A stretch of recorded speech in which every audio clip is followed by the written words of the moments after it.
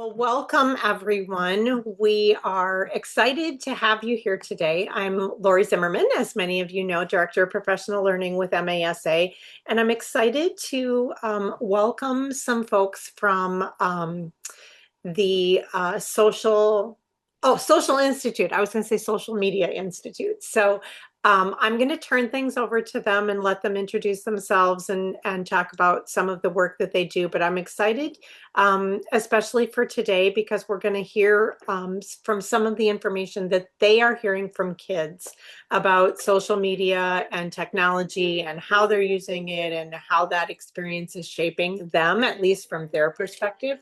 So I'm hopeful that it'll be a day of learning for us today. So Jordan, I'm going to turn it over to you.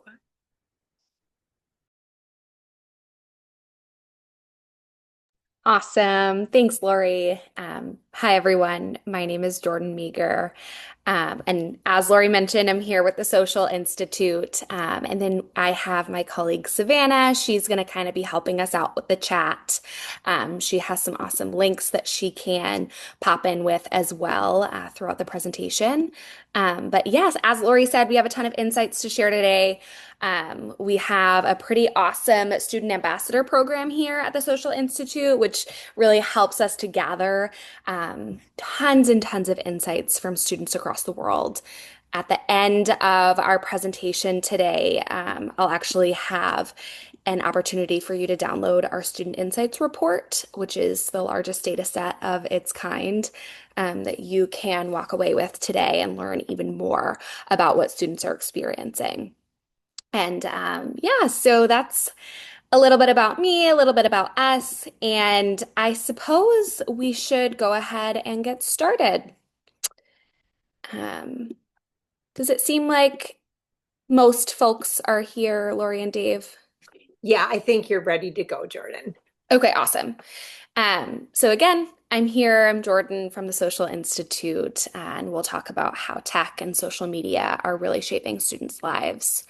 Um, So online spaces, we know are where students learn, where they socialize, and where they're really starting to form their identities.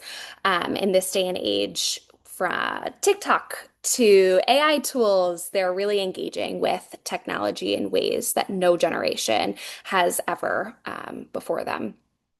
Every click, every comment and interaction is going to really be shaping their well-being, their decisions, and even their academic successes. As school leaders, as you all, that's your challenge and your opportunity, and we're here to help you every step of the way to prepare students to really navigate these spaces both responsibly and confidently. So today, as we mentioned, we're going to dig into some insights from over 1 million student data points. Again, I mentioned that's the largest data set of its kind, and you'll be able to walk away with it at the end. Um, and it's going to reveal how students are really interacting with technology these days and what it means for the future of education. Um, we'll walk away with practical takeaways to help students guide toward, or to help guide students toward informed, empowered choices in this tech-driven world that we live in. So, a little bit more about me. My name is Jordan Meager. I am actually located in Raleigh, North Carolina. I was at the conference in March, so I might have met some of you. But if I haven't, here I am, and I'm so happy to be presenting to you today. So, I personally grew up more or less with social media and technology, so I do consider myself more of a digital native. My primary form of social media when I was growing up was Facebook. And to think that even before that, we've evolved from AOL and MySpace to platforms like ChatGPT now and Snapchat is mind-boggling for me, even as a self-proclaimed digital native. I am a former educator myself. I taught a mix of first, second, and third grade throughout my teaching career. And probably not surprisingly to most of you, most of my students had phones, and most of them had access to social media in some shape or form.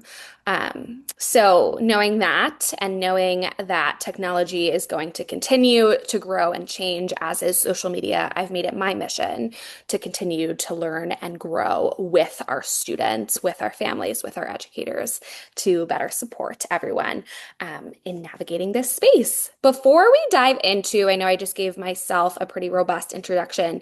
If you wouldn't mind just dropping in the chat your name, your role, and kind of what led you to this presentation today. I love to learn a little bit more about our attendees. I'll just give us 30 seconds. And as you do that, I'll also run us through um, the agenda. So today we're going to cover a few different things. As you know, a lot of it is going to be insights on what students are experiencing, but we'll also chat a little bit about the state of technology and social media in schools. We'll review the latest trends and research in that space, and then, of course, check out some feedback. Lastly, as I mentioned with the Student Insights report, we'll have a few other resources that we'll send you home with at the end of today's presentation as well. So that'll be the last part of our presentation. Awesome. I see lots of introductions. Thank you all. Awesome. Keep introducing yourself, but I am going to head on into the first part of our presentation, which is diving into technology and social media in schools. So let's look at the current state of tech. Keep clicking here. So now as we think, and social media, so now as we think about how we're creating future-ready students, it's really important to consider the approach that we're taking. A lot of schools have taken the steps that you see here on the right side of the screen, and that is okay. It's hard to really know what to do in this ever-changing world that we're living in. So a couple things to think about: shifting from digital citizenship to really life skills. These innovative schools that we're working with and that we're hearing about are stepping away from traditional digital citizenship models, and instead viewing this education as really essential life skills for the modern day. Tech has such a presence in our students' lives and in our lives that really these are going to be essential skills to live, survive, coexist, and use these tools and these resources that we have responsibly. So it's more of a life skill. So then we think about moving from being reactive, which is really easy, a really easy space to get into, to more of proactive approaches. Rather than reacting to challenges, these innovative schools, again, that we're working with, that we're hearing about, are taking a proactive stance. They're moving beyond this idea of a one-time lecture on digital citizenship, on media literacy, on digital literacy, and like isolated lessons, and instead fostering these ongoing peer-to-peer discussions where students are able to co-lead conversations in this space. And then the last area that I want to highlight is this idea of empowering instead of restricting.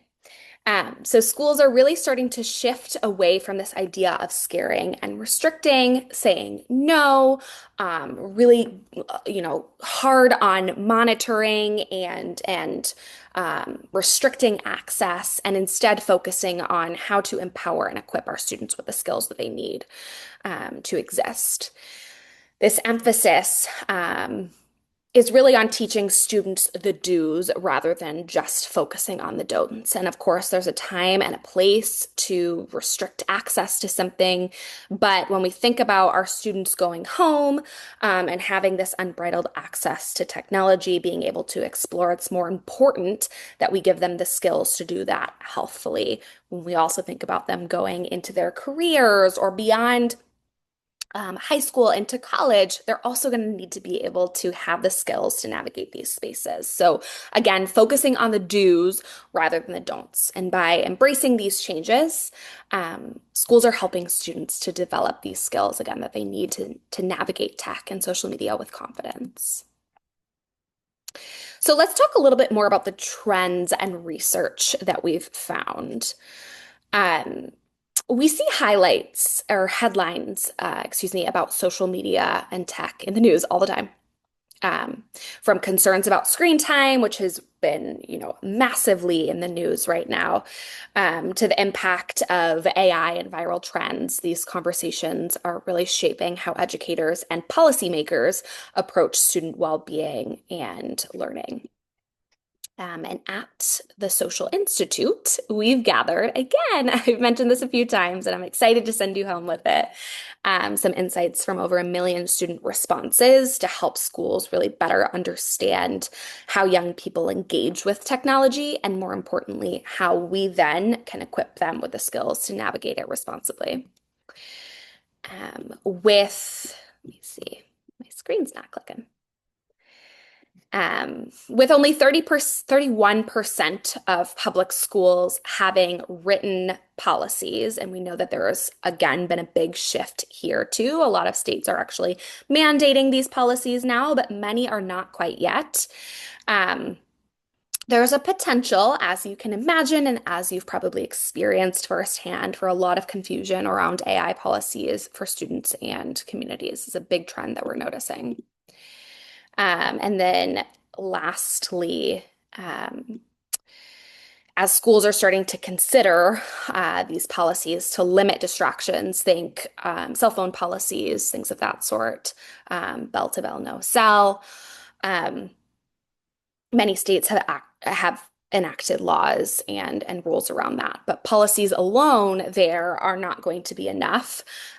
We still need our students to have the education and support to make smart choices online when they do have access. Think outside of these policies, at home, over the summer, on the weekends. So let's take a look at some key statistics that highlight these trends and really what they mean for schools.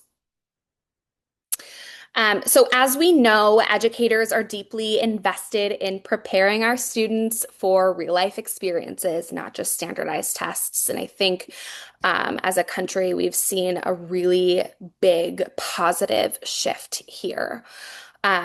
Research is showing that 96% of teachers believe that life skills are just as important as formal qualifications.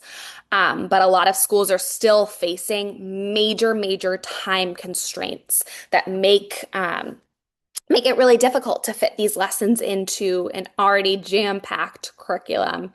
I'm sure you're all experiencing that firsthand, and you're hearing about that firsthand from your educators. Across the country, educators are continuing to express this frustration that while they really want to teach essential modern life skills like critical thinking, media literacy, responsible tech use, there's often no dedicated space for it. The urgency is clear. Students need these skills now more than ever to navigate an increasingly complex world. I know that many students in the state of Minnesota have been very vocal about this too. So something really important that we need to be keeping in mind. If we rethink how we're going to approach these life skills, we don't have to see this, though, as an extra thing to teach. Instead of adding something extra to the schedule, what if we changed our mindset to infusing these life skills into already existing classroom discussions? What if we used real world examples? What if we used or leaned on student-led conversations and cross-curricular integration? So again, by shifting our mindset here, we can make sure that our students are leaving high school with not just academic knowledge, but the skills that they need to be able to succeed in life without overwhelming our teachers with more to do. So let's chat about what students are experiencing. me just make sure I don't see any questions in the chat. Awesome. So let's go ahead and start with our first insight, which is that for students, and you all know this, but social media is being social and it's not going away. And you might be thinking, okay, we get it. But my question for you is, do you know the latest apps and the latest devices that students are using the most in order to be able to meet them on their level when you're going to talk about social media and technology with them, right? Like, do you know how to be relevant with your students? Um, I'm a big numbers girl myself, and as ESPN says, the numbers never lie. So let's take a look at some stats. I am going to, hmm,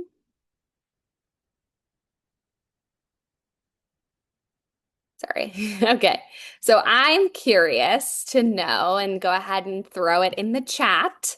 What do you think are the top devices that students in third through fifth grade, sixth through eighth grade, and or ninth through 12th grade are using weekly? I have some ideas here on the screen.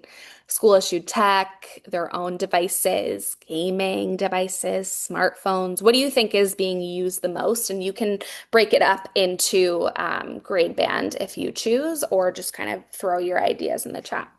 I see smartphone. It's a really great guess. Smartphone and watch. Yeah.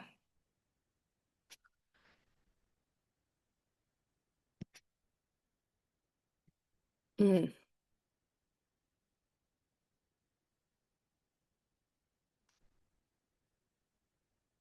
Seems like most of us are on the same page here, which is great. Let's go ahead and reveal some numbers. So in grades 3 through 5, TVs, or smart TVs, of course, are the top used devices, which probably isn't shocking for this age group. And then a personal tablet. It comes in as a close second. I don't think that's super shocking either. Looking at sixth through eighth grade, we were pretty much spot on. Smartphones are going to be the most used device in this grade band. And then quickly followed by a TV as well. Also, probably not shocking. And then in ninth through 12th, we are also seeing a smartphone as being really highly used, but then our own computers as coming in a close second. Probably not shocking for us. Now, what about the top apps that students are using again within these grade bands? So, have some ideas here on the screen. Again, you can feel free to go ahead and throw it in the chat. What do you think the top apps used by our students are? There's a lot here. Um, I'll call out some that stand out to me. Um, YouTube, Snapchat, TikTok. It's also interesting to think about maybe if you have a social media presence, which ones are you using the most too?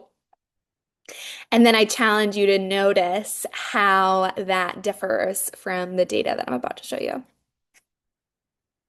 So if you want to throw in the chat what you think are the most used apps by your students, go ahead. TikTok, texting, Snapchat, Roblox.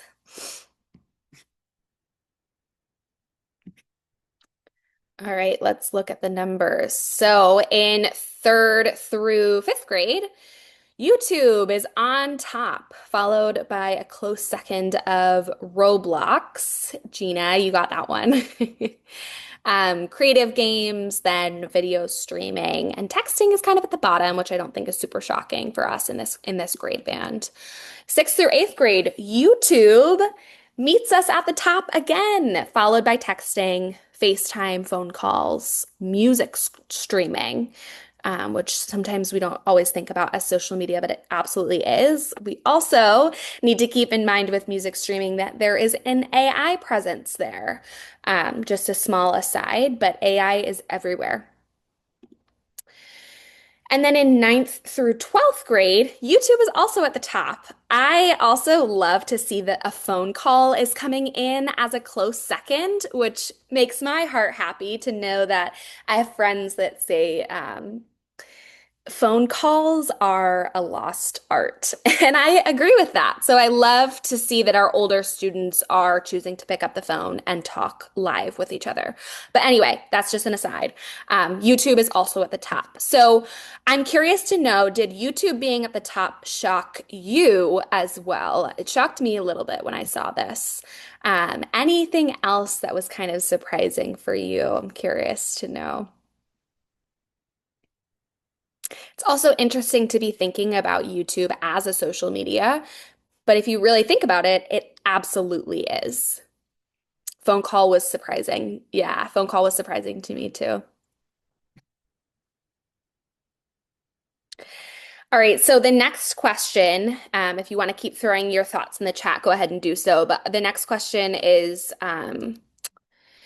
we ask students what your go-to app or platform is, and you are see if there are any inconsistencies here. So YouTube in sixth through eighth grade, they are seeing is at the top, super consistent. YouTube is also at the top here with third through fifth grade, Roblox, gaming. It's interesting here how ninth through 12th grade is saying their go-to app is TikTok, which a lot of students will say they go to TikTok to learn new things or it's becoming the new Google. So though they might be consistently using YouTube as their top social media platform, they are thinking about TikTok. It's top of mind. So that's something as educators and as adults is important for us to keep in mind because we also need to stay super in the know with these apps, with TikTok, what it is students have access to, what it is they're doing, what the trends are, and just the general knowledge that this is where they're turning. And that might not shock you. All right, let's look at our next insight. And this one also might come as a surprise, but social media, or it might not, social media has many positive implications beyond just entertainment. While we're often hearing about a lot of risks that are a lot of risks present with social media, it's important to recognize the benefits as well. So students are using social media to strengthen connections, explore niche interests, and also engage in meaningful conversations with like-minded communities. It's providing opportunities for self-expression for our students, for activism, and even learning new skills that a traditional education might not always cover. And these aren't just assumptions here. These students themselves are sharing about how these ideas about how social media is positively impacting their lives. So let's dive into this a little bit more. Um, High schoolers in particular are getting a lot out of social media. They're definitely not the only ones, though. So when we look at students from grades 3 through 12, we see clear trends in what they love the most about these platforms. Some of the top reasons that students choose or top reasons that students enjoy social media are connecting with others. Probably not a shock, whether it's just staying in touch with friends or family or meeting new people who share similar interests. Um, Another top reason why students are enjoying social media is exploring their passion from art to gaming, from fashion to sports. Social media is giving them access to these communities and content that are able to inspire them in their niche interests. Sometimes not so niche interests either, but just general interests. And then lastly, entertainment and creativity. So they love watching videos, they love creating videos, they love engaging in trends and expressing themselves in ways that really feel authentic to who they are and what they believe in. And these insights here are just here to remind us that social media is often a space where students are able to learn, where they're able to connect, and where they're able to grow. And by understanding what really draws our students in, we can better guide them to using social media in positive and in meaningful ways. So it might seem little, but this is a really big thing to keep in mind. So, despite the positive, though, the challenges that students are facing are only growing.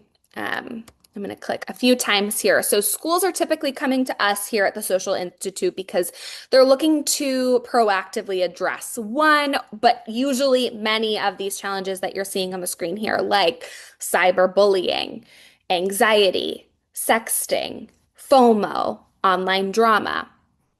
So, with that, I want to pause here and just take a minute to ask you, and feel free to throw it in the chat if you choose. You do not have to. But out of the challenges that you see here on the screen, what are three, or just a couple, or one that jumps out to you that your school might be dealing with right now, or your district might be dealing with right now that's top of mind for you? Again, no need to throw it in the chat, but at least just think about which challenges are really standing out to you. I'll give us a second to think. Just reflect on this.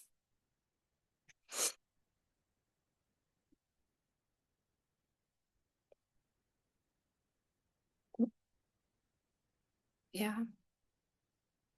Mm.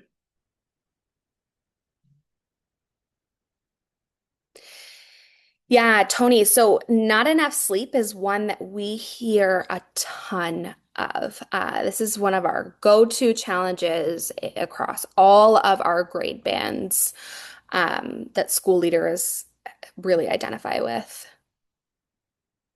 Cyberbullying, lack of inclusion. Yeah, also a big one. Online drama is another big one as well.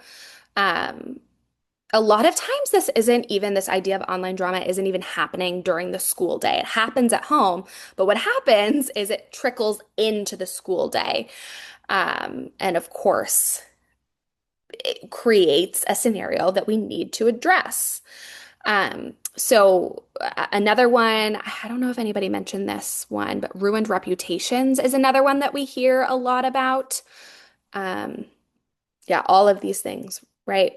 So ruined reputations is another one that we hear a lot about, and obviously anxiety, depression piece is huge and is unfortunately on the rise and something that we need to address.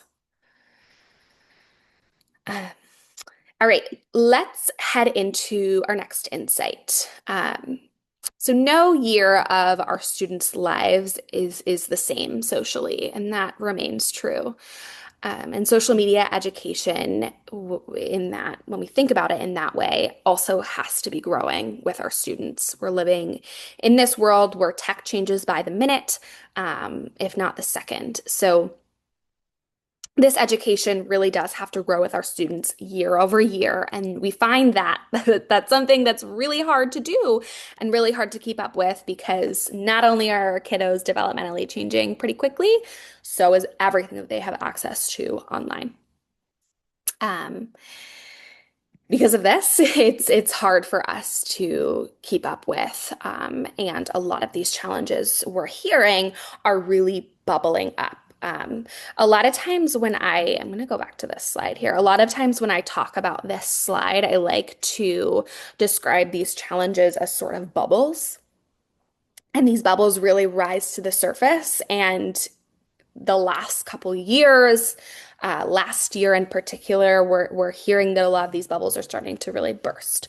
So it is hard. If you're feeling like it's hard to keep up with, you're not alone. It is, and these challenges are really rising to the surface today. And one of these challenges in particular is cyberbullying. 63% of seventh graders are witnessing or experiencing cyberbullying. It's clear that this remains a significant issue affecting student well-being and school culture.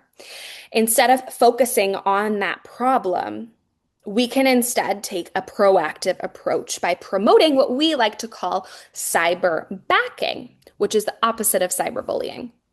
It's all about fostering an inclusive environment where students are able to actively support one another and stand up against harmful behavior. And there's a really, really big opportunity to encourage students to engage in cyberbullying online. And some of these ways are promoting positive online behavior, encouraging our students to uplift their peers, right? Positive comments on posts, uplifting positive comments on posts. Students have we all know this, a really strong presence online. They're posting on their stories, they're posting on their feeds, promoting positivity in our posts. We can encourage them to support their peers, teach them how to step in and help when they see cyberbullying taking place. Randall, we call this cyber backing. So instead of cyberbullying, cyber backing, this idea of having each other's backs. And this is true both online and offline. Another way we can encourage cyber backing is in our school community. Recognize and celebrate acts of having each other's backs. Again, both online and offline, and making these choices that uplift one another. So, really celebrating that in the school day. So, in this way, shifting from prevention to empowerment, schools can really create a safer, more inclusive online environment.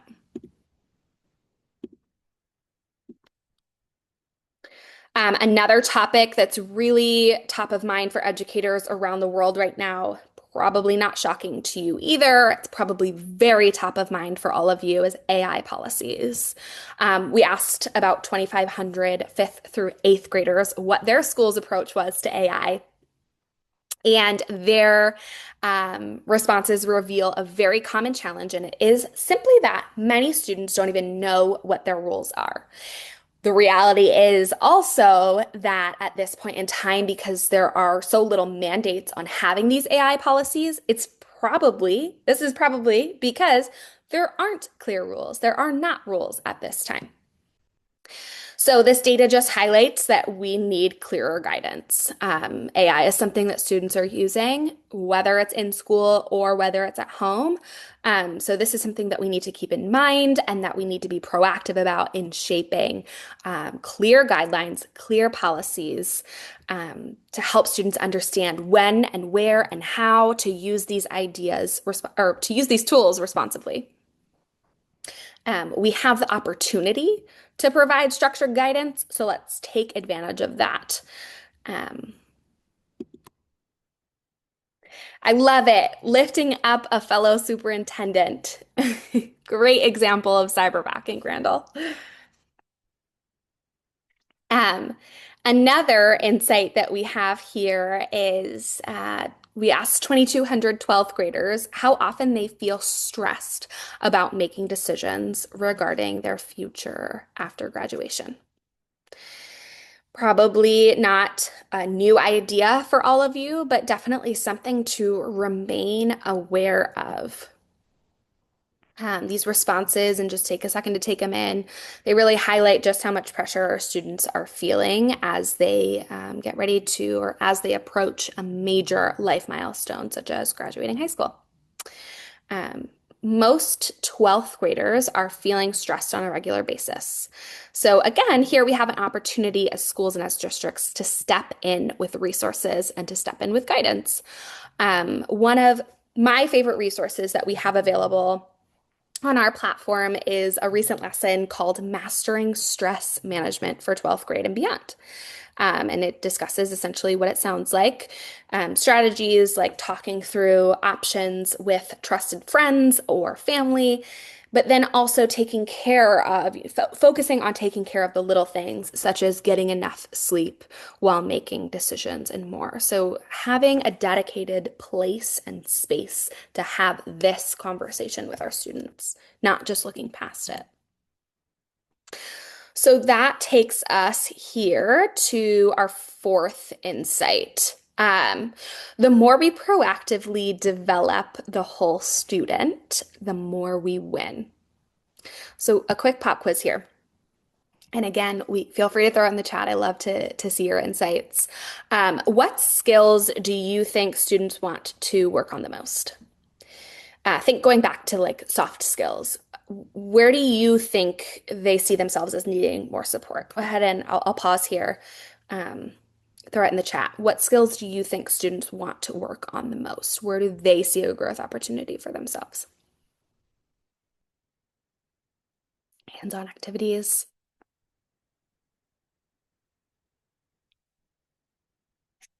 Maybe it's growth mindset, self-advocacy. It's a really big one. Maybe it's empathy, problem solving. I'll give us another second.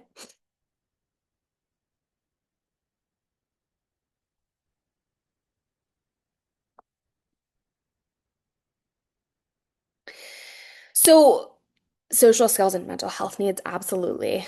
So, if we want to be setting our students up for success, if we want to really be educating the whole child, we need to consider the digital world and we need to consider a common language with how to help them navigate this world. So, here at the Social Institute, we have developed this set of standards that helps schools and districts do just this, create a common framework, a shared framework for students, for educators, for families to approach modern challenges. So I'm just going to go through them really quickly here. So again, there are 7 standards, whether it's play to your core and reflecting our values and our character and our actions, both online and offline. How are we representing ourselves in our everyday actions and with our words? So that's kind of what we think about with play to your core. Another one of our standards is protect your privacy like you're famous, which I love. It's kind of what it sounds like, but staying in control of our personal information that is being shared. Really important. Really, really important, especially as new apps, new AI really big for protecting our privacy. Conversations absolutely need to be had when we think about protecting ourselves with the presence of AI. We talk about striking a balance, and this is all about balancing our time and our attention on technology and with the people and the world around us. So we think about this as modern day time management and using technology to help us stay focused on what matters. Then, of course, we have cyberbullying, which we have touched on. Again, the opposite of cyberbullying. It's all about creating this inclusive culture where people find it really natural to support each other and have each other's backs. Then we have finding your influencers. And this is not just about on TikTok or on Instagram or on YouTube. It's really about making sure that making sure students are surrounding themselves with positive influences, both online and offline, that help them to get after their goals and make thoughtful choices. Then we have using your mic for good, which is kind of like using tech as a microphone to create meaningful change in our worlds, whether that world is our class, whether it's our school, whether it's our local community, or even beyond, our families. And then last but not least, we have handling the pressure. And it's all about finding our own path, no matter the pressure from others or these things that we're balancing all our time around. As we know, social media alone comes with and presents a lot of social pressures for our students. So how do we navigate this space to make sure we are making high character choices? So these standards, again, I touched on this at the very beginning, but they were co-created with students, with our student ambassador program, which supports many, many students, which supports us as well. And these standards help to develop, again, these lifelong habits that serve them well beyond the classroom. And again, when when schools are able to really establish this common language around these topics, students are able to gain clarity, they're able to gain confidence and a stronger sense of community. I also want to highlight here that it involves a comprehensive approach to when we really want to be making a difference in this space. And that's also something that we've developed here at TSI, the Social Institute. And it's probably something that you all strive to do on a daily basis, weaving in really all of these elements across students, across families, and across educators, right? The three biggest stakeholders in our students' education, making sure everyone is staying involved. So let's go ahead into our fifth insight here, our last insight of the session. We can really be doing a lot when it comes to equipping our students. One thing that our team has found really helpful is to ensure that discussions with students are as engaging as possible. And this really involves leveraging peer influence with data. By engaging in these conversations as supporters, we are able to develop a better understanding of student experience. Listening to their voice creates this continuous cycle of learning. And the more that we work with students in educating them on those different topics, on that wheel that I just showed you, the better we can understand our students, and the better that we understand them, the better we can then equip them. It's a continuous cycle. So we're nearing the end here, and as promised, I have some awesome resources that I want to send you home with. Before we dive into these resources, we always like to ask for our educators to participate in our post-session survey. We always look at this data to help us to improve and continue to support school communities. So your insight is super helpful. Um, so if you have a second, and Sven, I don't know if you have a link for this either, but feel free to scan that QR code and house it to complete our survey.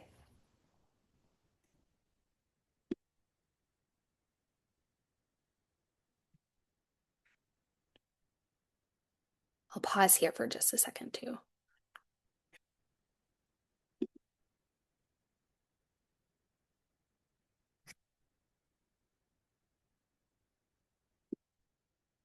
Awesome. Thanks, Savannah. So if you wouldn't mind just at least clicking that and having it in a tab ready to go, that would be super helpful.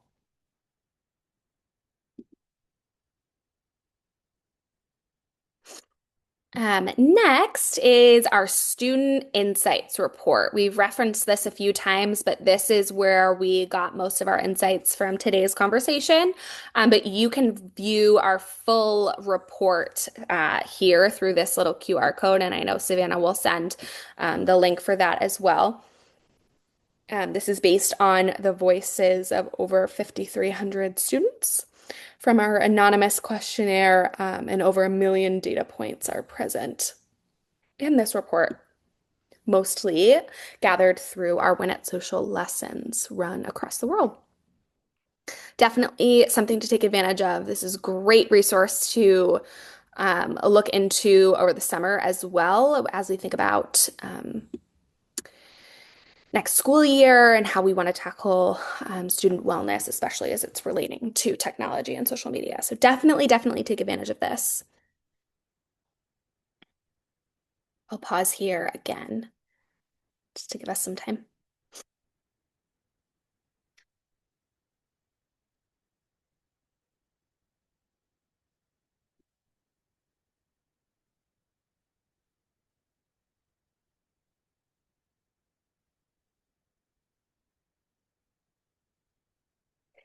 The next resource is a personal favorite, our weekly huddle. So once a week, when you subscribe to this, which I would highly recommend, once a week we're going to share trending events. We have discussion prompts that you can have your educators lead with students. Lots of great ideas. It's a great way to really stay up to date with what's happening with with what our students are experiencing. So this is our weekly huddle. It comes in via email. It's a great resource. Again, would highly recommend subscribing here. Great. great resources to take advantage of. We also have a huddle on AI as well, if that's um, something that you would also like to subscribe to. So, Randall, I would highly recommend subscribing to the Huddle, and you can, of course, implement all of those resources in a conversation with your staff. We'll also send out these slides. I believe Lori will send out, thank you, Savannah. Lori will send out these slides. I they'll be they'll be yours to use, but definitely would be happy to continue the conversation with your faculty as well, Randall.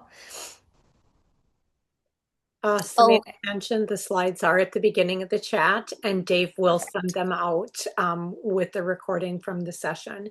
I guess one question from me, Jordan, kind of related to Randall's question, but I was looking at some of the survey information from kids. Some of those graphics that you've created, I could see myself sharing with staff at a back to yep, school meeting. Are those okay to do? Great, yes, thank you. Now yeah, we will credit yep. your information from that, but Really, really good question there. We also have a ton more insights on our website too that you can use with your staff as well. Same thing with, yes, thanks, Lori, for clearing that up.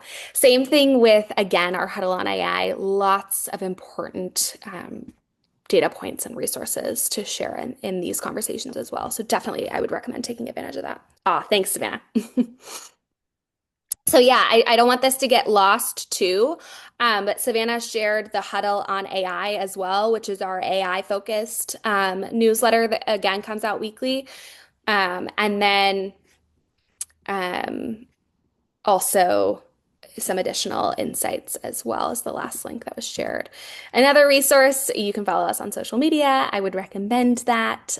You'll get some more updates. We host a lot of webinars through our company as well on our website. So you can always feel free to check those out and register. We have a whole AI series coming up. I think there's one webinar a week starting at the end of June, focused on AI. So if you're interested in that, you can sign up on our website. Um,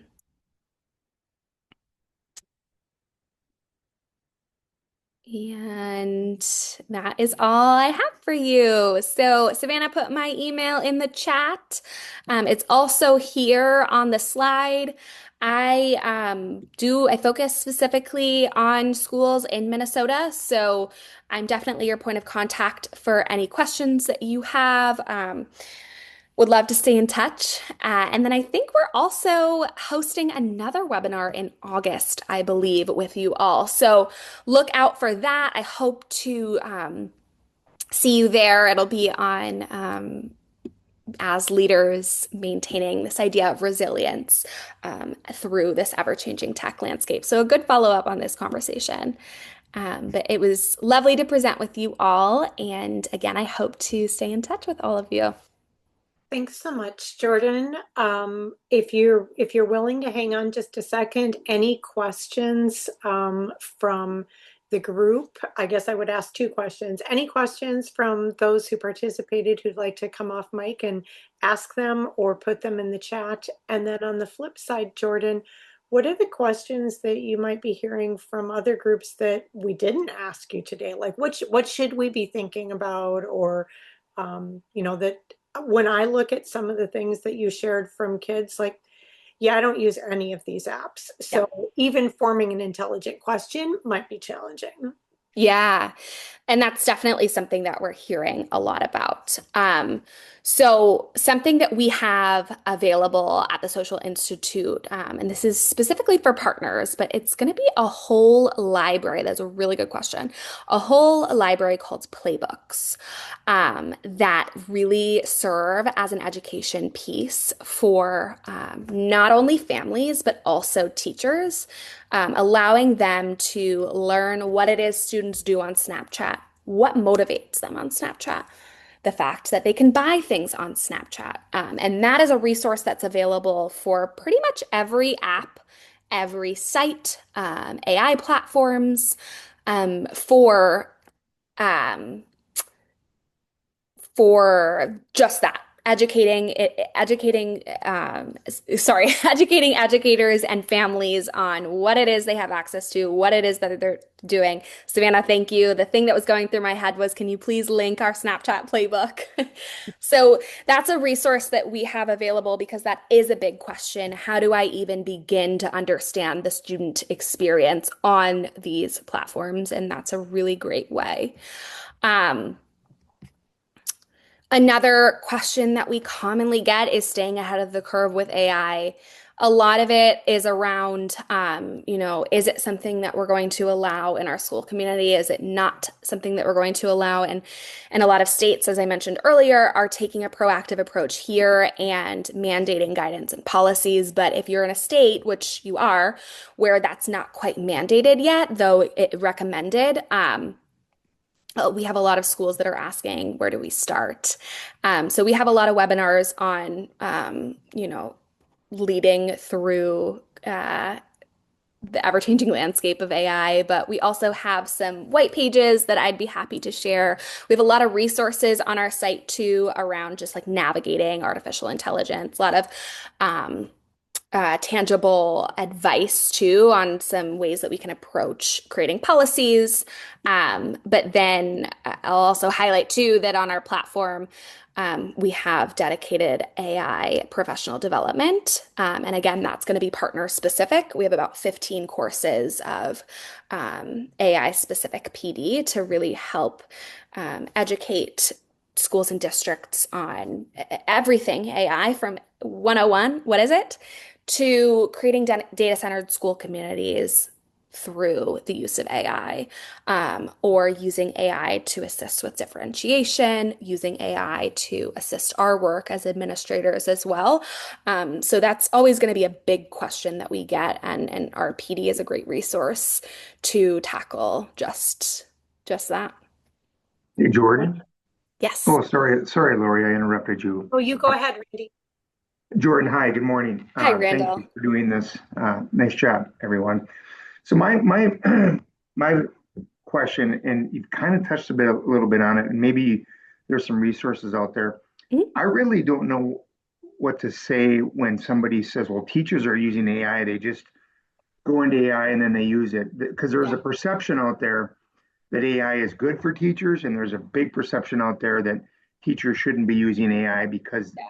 they don't want their students using AI. And so there's a lot of opinions on that, and I don't really know how to answer that because personally myself, I have used AI a few times with like different things, and it's a great tool. But if there's anything out there to talk about, how do we handle that situation? That, if you kind of know what I'm asking. So thank Yeah. you. No, I know. I hear you. I know exactly what you're saying. And we actually hosted a webinar, I think it was in March, where we had a couple of our student ambassadors on, and they were asked basically that question. What is your view on teachers using AI? And they had some really interesting insights. So I'd love to share out that webinar. Stan, I don't know if you have access to it. Um, but essentially, it boils down to using it in a way that isn't completely reliant on AI, and using it in a way that we're kind of seeing educators educate students to use AI. So I do have some resources that I'll share out, but also this idea of, supporting idea generation, staying or keeping your own voice in your writing top of mind. So not fully relying on it to write all of your emails, but using it as a tool for grammar checking, or also something that we find really beneficial with educators and with leaders is to change or adjust the voice a little bit depending on the audience that you're talking to. And I will say I'm no AI expert, but from the resources that we have here at TSI, these are some pointers that I've used and that I know that our PD really touches on. But using it as a way to again, generate ideas, remain flexible, but don't rely super heavily on it for replacing your work. Um, Thank uh, you. we have a whole white paper on it that I think you'll find beneficial, Randy. So I'll share that to you with you. I think I'll get your email at the end of this. I see that Sean turned his camera on, and I was going to pick on him a little bit because I saw he was in the group. And Sean, I just see you as a huge tech leader in our state and thought you might have some opinions about both AI and perhaps some other resources that you might recommend. Um, I did turn on my camera and unmuted. My chat is not working for some reason, which is weird, but Well, I'm sorry I about that. wanted to share. It's me. It's a me problem. I'm not that big of a tech leader. I can't figure out how to get chat Zoom to work on my chat. But anyway, we just hosted the Thought Leader Summit last week, and some of the resource I wanted to share specifically for you, Randy, was the research coming out of Stanford. Was Chris spoke about the research coming out of Stanford, and a lot of it is still really thin. How is it impacting student experience? How is it impacting student learning? Said the one area where it does show some promise in the research is restoring teacher time away from administrative tasks. And so I think I'll make sure that Lori has this so she can share this out as well, the actual research from Stanford. But the area where there is some opportunity and it is showing some promise is in the teacher side of things. And one of the things that I have been particularly curious about and interested in is when we begin to reclaim time, if we're gaining efficiencies through AI in some pretty significant ways, right? Like really interesting ways beyond just the email world or beyond the letter writing world. How are we going to make that time visible so that we can ensure that that gets repurposed for instructional and relationship tasks, or tasks is the dumb word to use, but you know what I mean? And when we have listened to students in a variety of settings, their biggest concern is about relationships. And so if they feel like a teacher is shortcutting the time that they would spend on them, they take offense to that. But if they are using AI as a way to save time for them so that they can spend greater time on that relationship, students are a lot more understanding about that and a little bit more intrigued.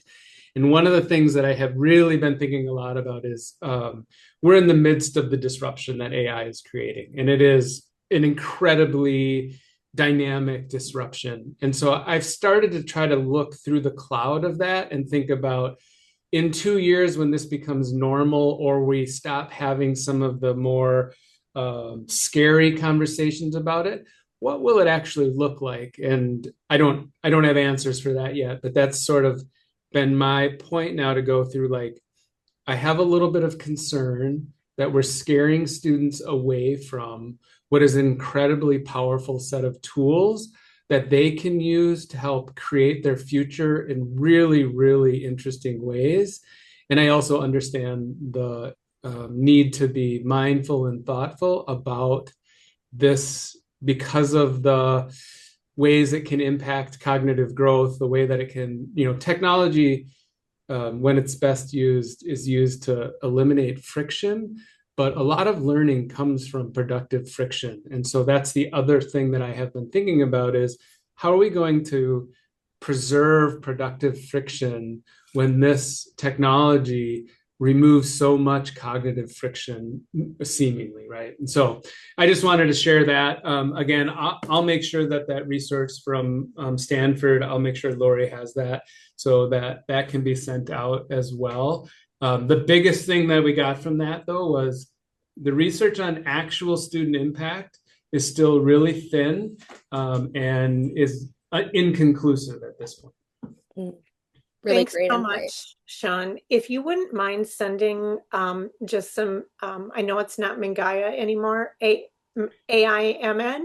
Yeah. Okay, just Yeah. if you would send some information about that too, Yeah. Dave can include it in the email for everybody because I think there's Yeah. just some really good resources that your group is putting together. So thanks for letting us pick on your expertise a little bit. I am an explorer with you all experts here. Thank you very much, Lori. Really great insight. Thank you, Sean. Well, thank you so much, Jordan, for entertaining our questions and conversation at the end. Thanks, Randall, for chiming in. I just think these are conversations that we need to be having, and I'm so excited that we started them. And I'm looking forward to seeing folks again in August around that resiliency piece, because certainly, as Sean indicated, this is not. I don't think we're going to call AI the Bic pens before August. So we've got some work to do yet. Thanks, Absolutely. Lori and Dave, for setting this up. This was a good one. I appreciate it. Great. Well, everybody have a great day. Have a good one. Enjoy your summers as well. Hope you get some rest.